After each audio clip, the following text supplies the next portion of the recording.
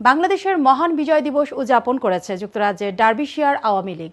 ব্রিটেনের বাংলাদেশি বংশোদ্ভূত নতুন প্রজন্মের মাঝে বিজয় দিবস ও স্বাধীনতার সঠিক ইতিহাস ছড়িয়ে দেবার আহ্বান দলটির।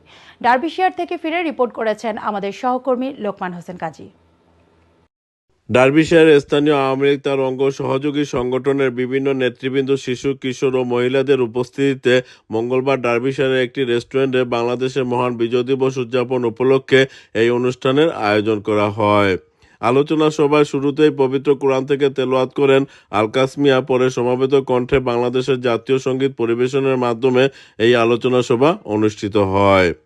আলোচনা সভায় বঙ্গবন্ধু শেখ মুজিবুর রহমান, ৭১-এর সকল শহীদ, জাতীয় চার নেতা সহ সব শহীদের স্মরণে ১ মিনিট নীরবতা পালন করা হয়।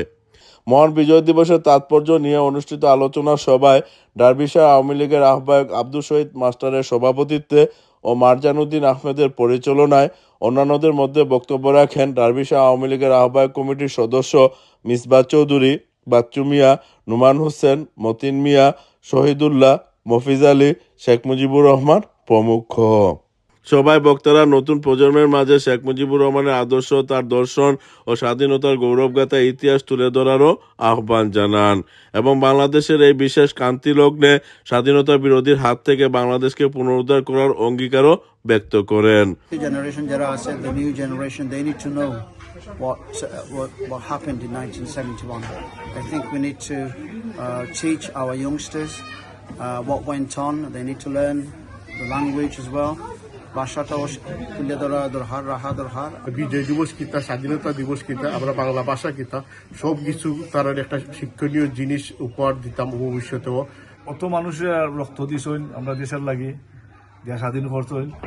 এখন যে আমরা একটা জঙ্গি হয়েছে, ওটাও আমরা স্বাধীন করবার চেষ্টা করবো। আমরা এটার লগে থাকবো আর সকল আমরা থাকতাম। আগামীও তো আমরা বাচ্চাইতেও আমরা জানতো যে বাংলাদেশ একটা স্বাধীন দেশ।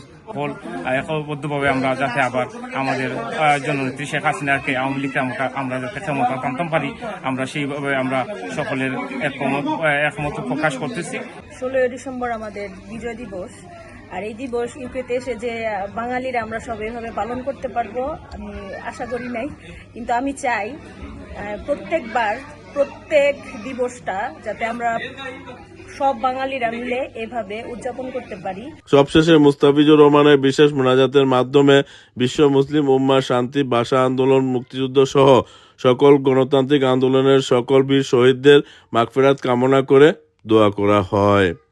ডার্বিশায়ার থেকে ফিরে লোকমান হোসেন কাজী, আইওয়ান টিভি।